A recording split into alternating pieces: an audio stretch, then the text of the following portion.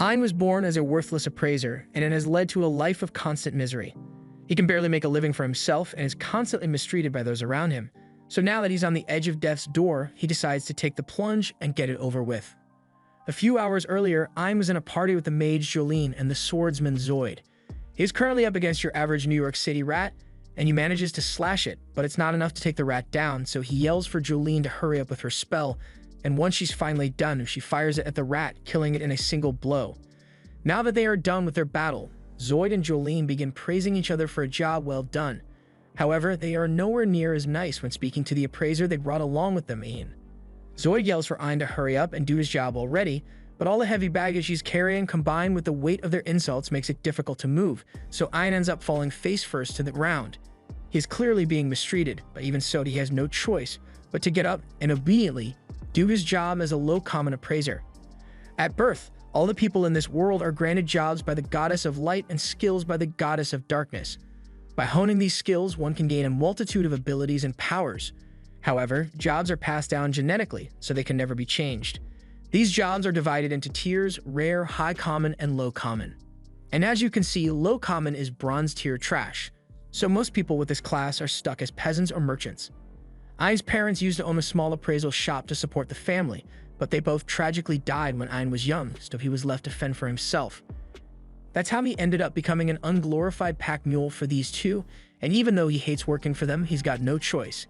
He uses his appraisal skill on the rat they killed and finds out that it's an F-rank rat, so it's pretty much worthless. Although its tooth is D-rank, so it's valuable enough for Ein to pick up. He tries to pry the rat's mouth open so he can remove the tooth, but that jaw isn't budging, so this is going to take a while.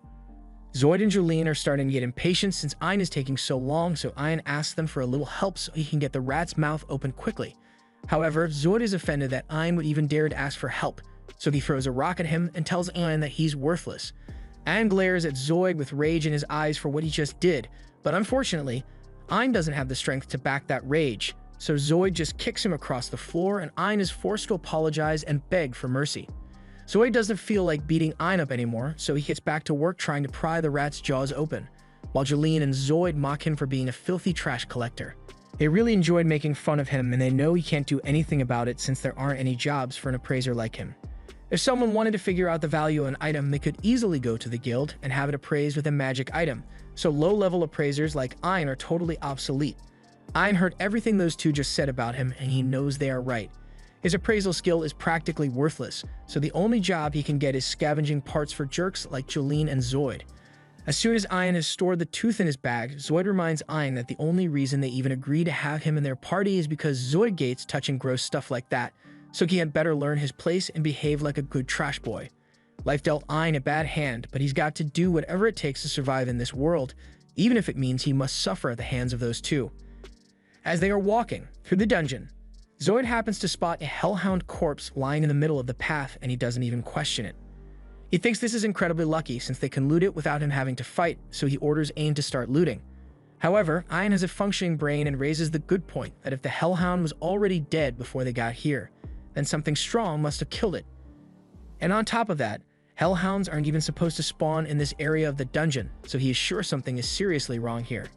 However, Zoid doesn't want to hear any logical arguments from a loser like Ein, so he tells him to shut up and get to work already.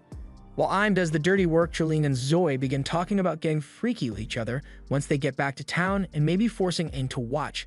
But then they notice a second hellhound corpse in the corridor, so they tell Ein to go get that one too. However, this time, Ein is frozen in fear because according to the guild map he got, there shouldn't be a corridor here, so he has a bad feeling that something is going to go wrong if they keep going.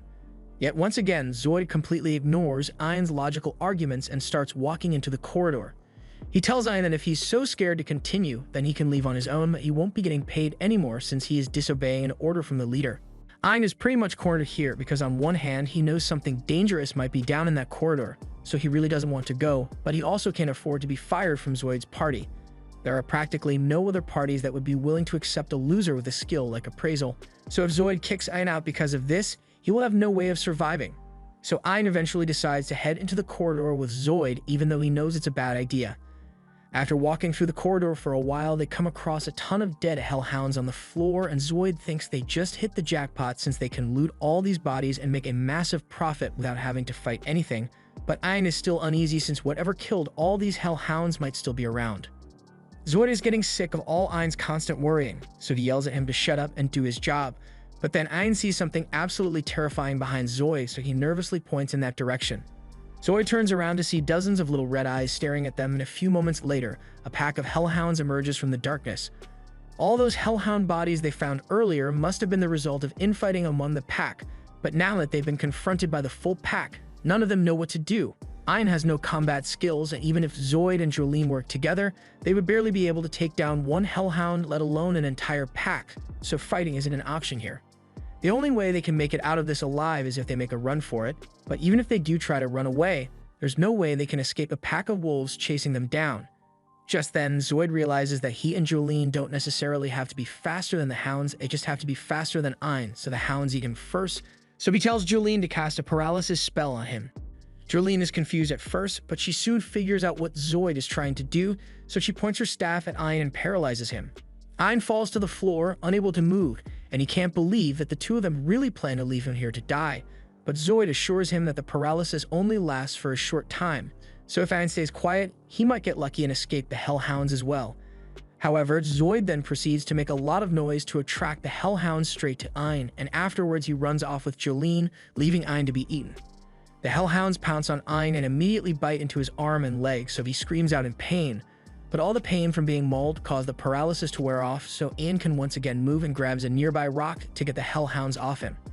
He then throws his backpack at them, and while it may not have done any damage, the food inside the backpack was enough of a distraction to buy him some time, so he slowly limps away from the hounds.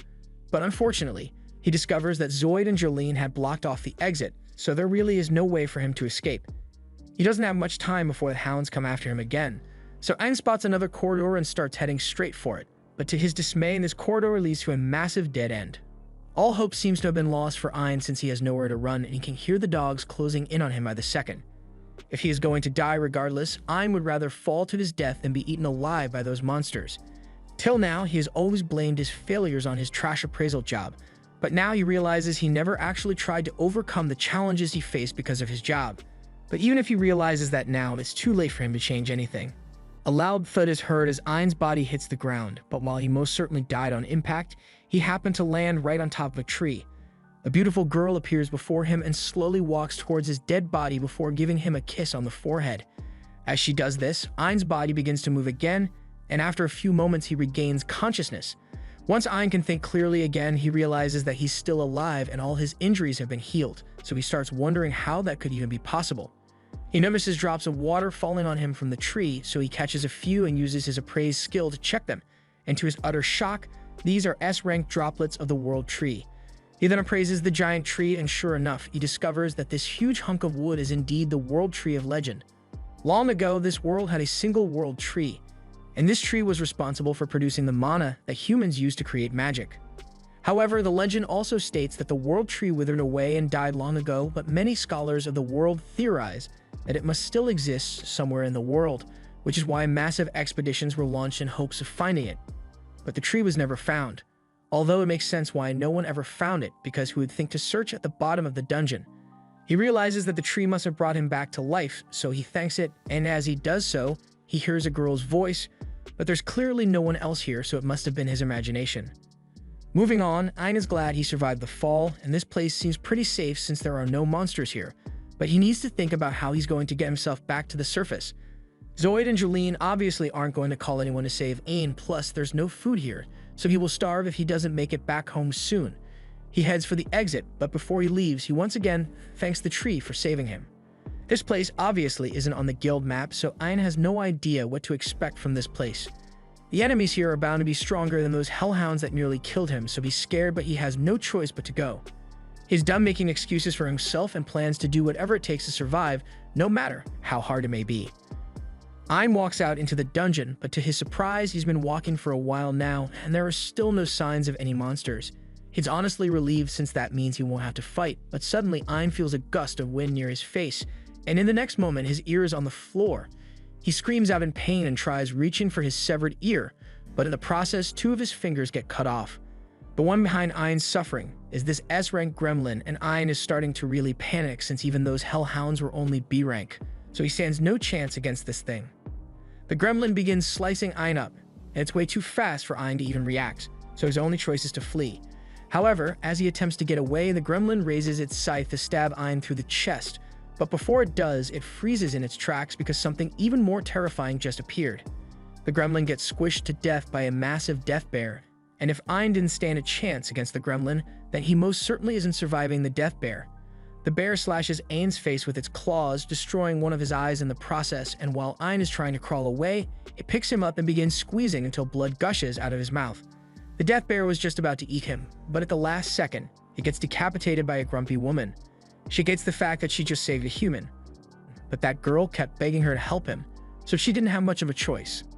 And he is once again shocked to find that his wounds have been healed, and as he sits up, he sees that girl from before sitting across from him. Ein is still trying to wrap his head around what he's seeing, but then a woman appears behind him and demands that Ein show proper gratitude and drink the tea that the girl made for him. Ein is confused since he hasn't seen any tea, but then he notices the girl Yuri holding a cup of tea that she made specially for him. Ein is hesitant to drink mysterious tea that could potentially contain some body fluid, but Ursula forces it down his throat anyway, so it's not like he had much of a choice. However, it turns out that the tea actually tastes really good, so Ein tells Yuri as much, and she's really glad he likes it. Ein thinks Yuri looks really cute when she's happy, but Ursula warns him that she'll erase his entire existence if he has even a single lewd thought about Yuri. Ein gets the message, so moving on, he asks if it was the two of them who saved him from the death bear. Ursula tells him she had no interest in protecting a smelly human like him, but Yuri kept begging her to save him, so she had no choice. Ein thanks Yuri for caring about him, and Yuri gets a little embarrassed, so Ursula drop-kicks him in the face and starts stomping him out for flirting with her daughter. Ein is shocked to hear that Ursula is Yuri's mother, but to be more precise, Ursula is actually Yuri's guardian, and it's been that way ever since she first planted her roots here. Yuri may look human, but she's actually this world tree, one of 9 that exist in this world, so Ursula was tasked with watching over her and defending Yuri against any potential threats.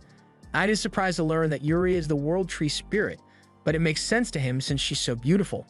But immediately after he says that, Yuri gets embarrassed again, so Ursula kicks him to the ground for daring to look at Yuri with such lecherous eyes. Ein apologizes, but speaking of eyes, he realizes that he can still see despite getting one of his eyeballs torn out by the death bear. Ursula explains that she healed him using the tears of the world tree, but even with the healing ability of the tears, they still can't restore a crushed eyeball, so Yuri generously asked her to use part of the world tree to make a new eye for him so he could see. Ein is once again really thankful, but he's starting to wonder why Yuri was so concerned about him in the first place when they barely know each other. She tells him it's because he thanked her when he fell down here. It's rare for people to end up here, but there have still been a handful of incidents of people falling to their doom, and Yuri would always save them, but they would never thank her. And as soon as those people realized that she was the world tree, they would selfishly begin collecting her water and even tearing off Yuri's branches and leaves so they could sell them for profit. However, Ein was the first person to treat her with respect, so she took a liking to him. But be that as it may, Ein isn't supposed to be here, so Ursula tells him to hurry up and leave. Yuri pleads with Ursula not to kick Ein out since he's bound to die if he heads back into the dungeon, but Ursula doesn't care what happens to him. Yuri does care though, so she pleads with Ursula to at least find a way to guarantee that Ein can make it home safe and sound. However, there really isn't much Ursula can do to help him. Since she is the world tree's guardian, she isn't allowed to get too far from the tree, so escorting Ein to the surface isn't really an option. And teleportation magic doesn't work in this dungeon, so she can't use that either. Yuri is devastated that there's no way to keep Ein alive, so she breaks down in tears, but Ursula can't stand to see her cry, so she comes up with an alternative to make sure Ein makes it home safely. She turns to him and yells that she will personally train him until he is strong enough to make it out of here on his own. Yuri thanks Ursula for agreeing to help, and Ein is even more thankful, since he had thought he was going to die here for sure. He hugs both Ursula and Yuri, but Ursula doesn't like all this affection, so she pulls him away and warns him that he's about to receive hellish training from one of the world's greatest sages, so he had better take this seriously since she won't tolerate laziness. Ein understands and swears that he will do his best, but when Ursula leaves him outside so they can begin their training, Ein starts to worry that she might just force him to fight monsters on his own. Just then, Ursula informs him that she indeed expects him to fight monsters on his own because that's the quickest way for him to learn. To start off, she says she wants him to fight that gremlin way over there, but Light can't actually see anything in that direction. Ursula reminds him that his eye has been replaced with a piece of the world tree, so he should try making use of it a little. But even with his tree spirit eye, Ein still can't see shit. Ursula tells him he just lacks the awareness of what his spirit eye is truly capable of, so Ein takes a moment to think about how he lost his eye, and how Yuri helped him restore it. And by the time he opens his eyes, everything seems a lot brighter. Now that Ein can finally see clearly, Ursula says it's time for them to begin his training, so she tosses a rock at a nearby gremlin, and tells Ein that his first task will be to learn how to dodge the gremlin's high-speed attacks.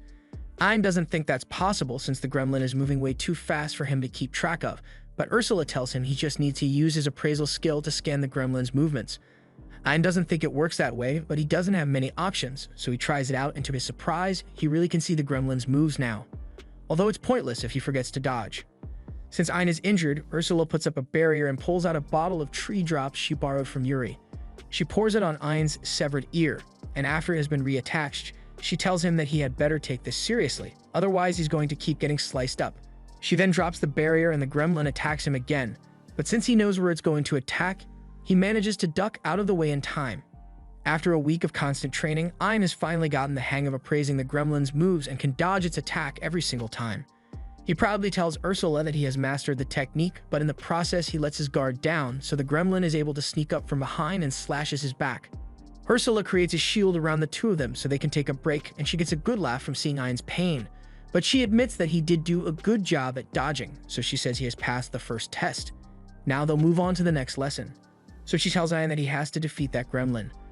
Ein is willing to try, but he doesn't have a combat job, so killing an S-rank monster will be impossible for him.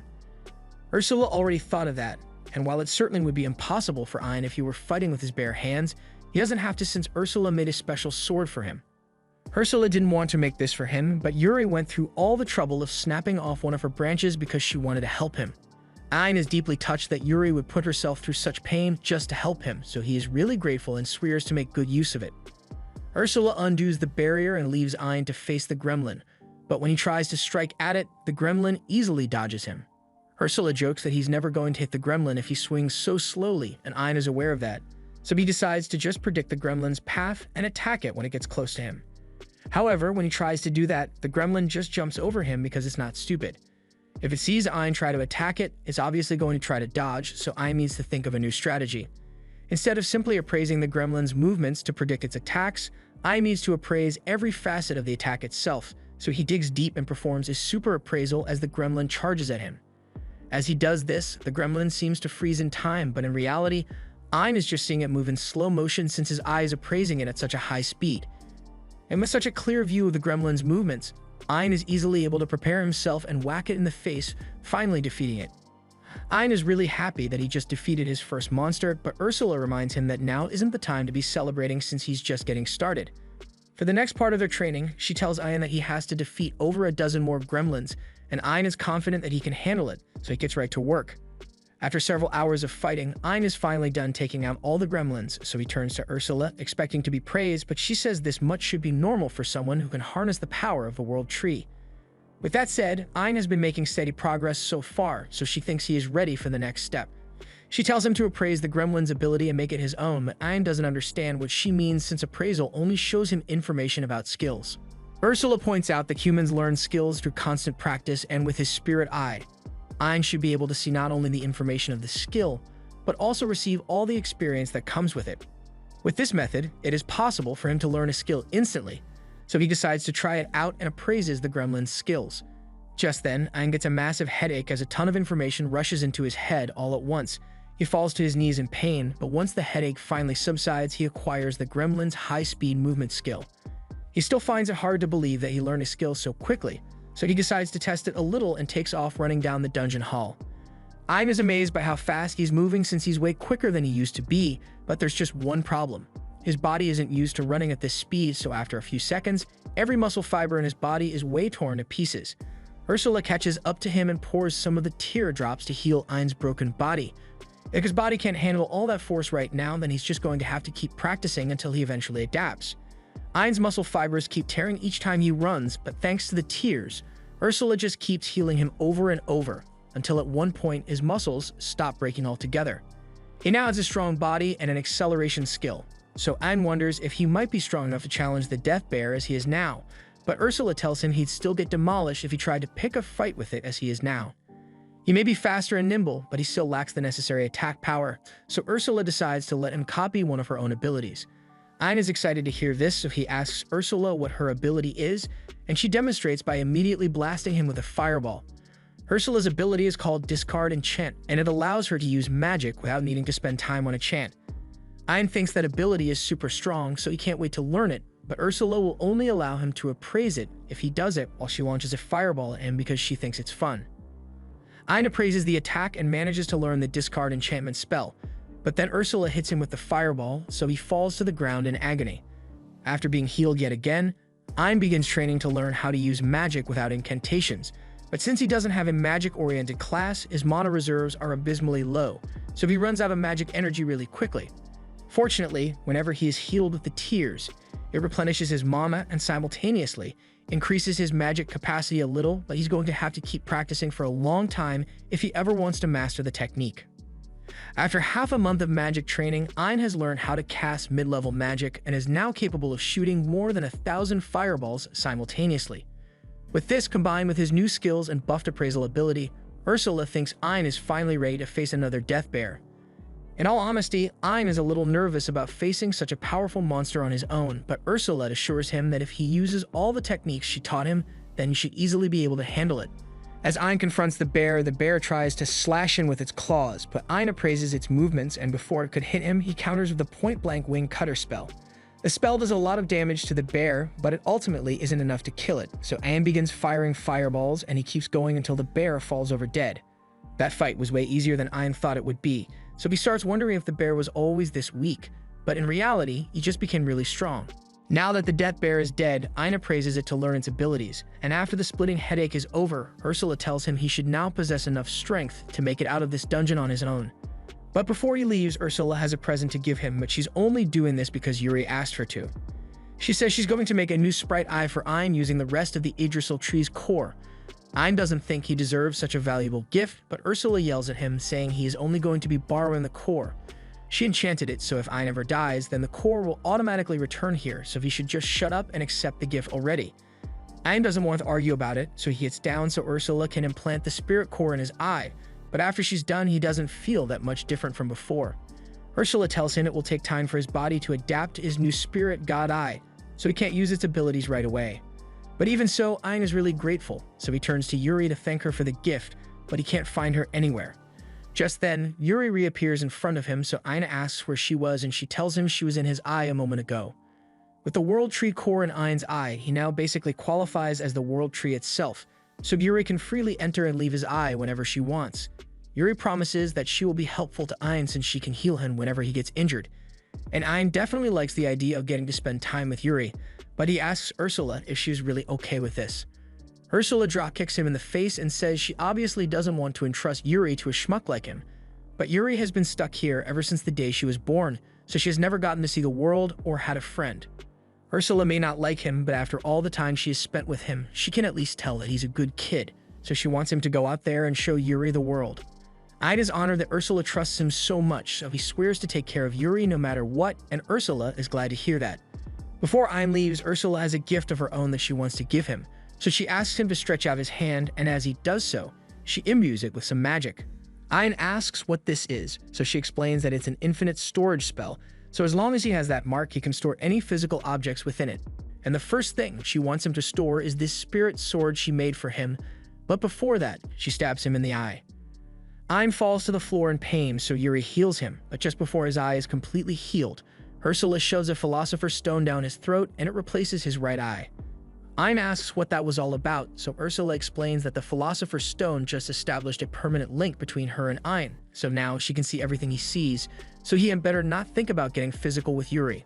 This is definitely going to be awkward for Ein, but that aside, he's all set, so it's about time he starts making his way out of the dungeon.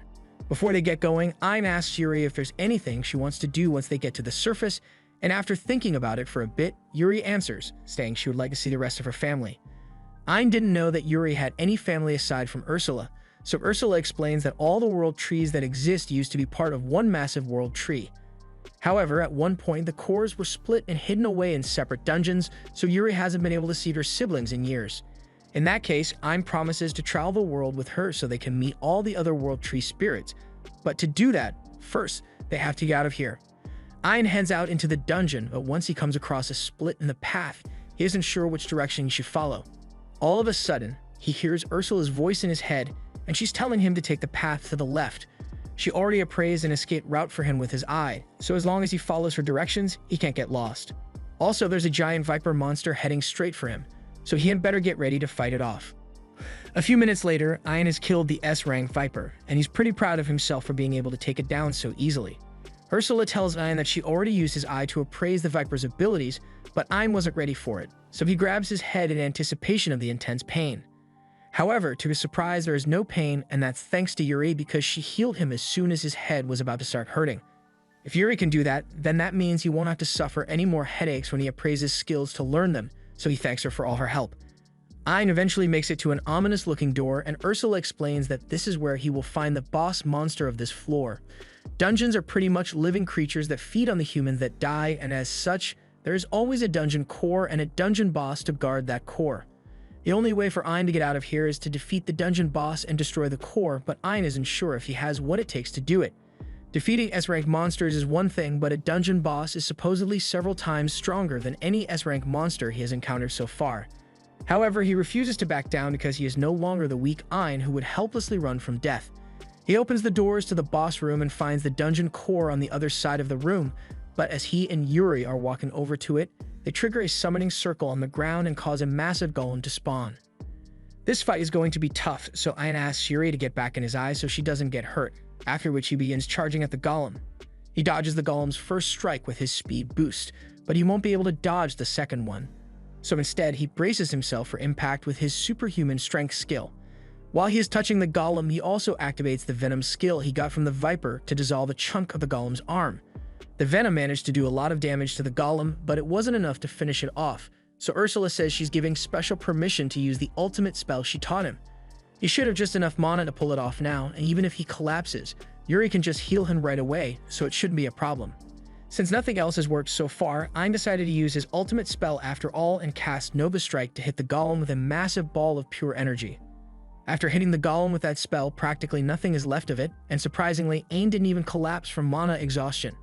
Yuri comes out to replenish Ein's lost mana, and congratulates him for defeating the golem, but Ein knows he never could have done this without Yuri's help, so he thanks her. Yuri is really giddy about it, but Ursula is annoyed by how much Yuri likes him, so she tells Ein to hurry up and praise the golem's abilities already.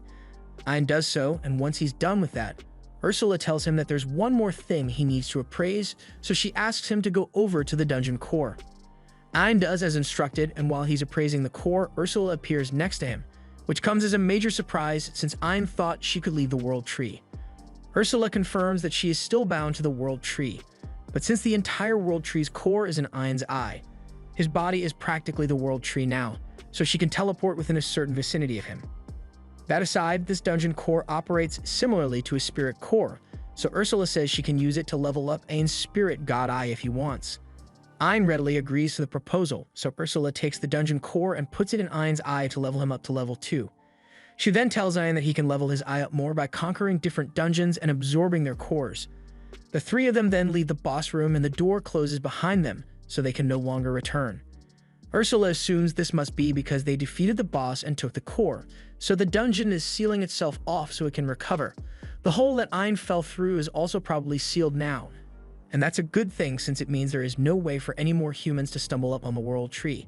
So Ursula doesn't need to worry about protecting Yuri's tree body anymore, and the three of them are free to go on as many adventures as they want. Back in town, Zoid is still telling all the adventurers around about the tragedy that happened in the dungeon and how he nearly got eaten by hellhounds. And the only reason he actually managed to escape was because Ein selflessly volunteered to distract the hellhounds for him. This is a shameless lie, but since Zoid thinks Ein is dead, he is confident that no one will ever find out because it's not like Ein is going to come back and expose him. A second later, Ein shows up behind Zoid and he overheard Zoid's entire story, so he's here to expose him. He tells everyone that Zoid and Jolene paralyzed him and left him to die to the hounds.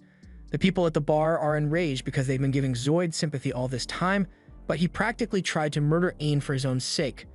They start throwing things at Zoid, and they might have even lynched him for doing something so sinister to his own party member, but Ein stops them. He's still kind of mad at Zoid for what he did, but if not for that, he would have never gotten the chance to meet Yuri or Ursula, so he's actually grateful that Zoid was such a scumbag. Now that he has confronted Zoid, Ein can finally move on, so he and the others head to a swamp dungeon near the capital.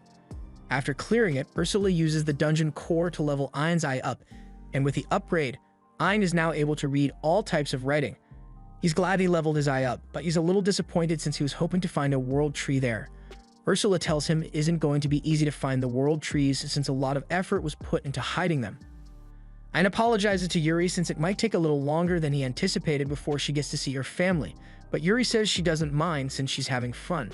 Just then, they hear the sound of a girl screaming and Yuri wants to help, so Ein runs out to save the girl. The girl's carriage had been attacked by monsters, so Ein slays them, and once all the monsters are dead, Yuri begins healing all the injured guards. Ein goes over to the girl and asks her if she's alright, but the second the girl saw Ein's face, the only words going through her head are, "Oh my god, that guy's hot." She jumps into Ein's arms, calling him her hero, and Ein doesn't know how to handle this situation, so he asks the guy over there for help. But Jasper is just the head of a trading company, so he has no control over what Princess Claudia does. A little while later, the princess brings Ein and the others to her mansion to properly thank them for saving her. And even though she's the third princess of this nation, she tells them there's no need to be so formal with her. And with that said, she jumps up to give Ein another big hug. However, before she could wrap her arms around him, Yuri steps in front of Claudia and refuses to let her get close to Ein. Claudia asks why Yuri is being so defensive, so Yuri blurts out that she doesn't want Claudia to touch Ein because she's Ein's wife.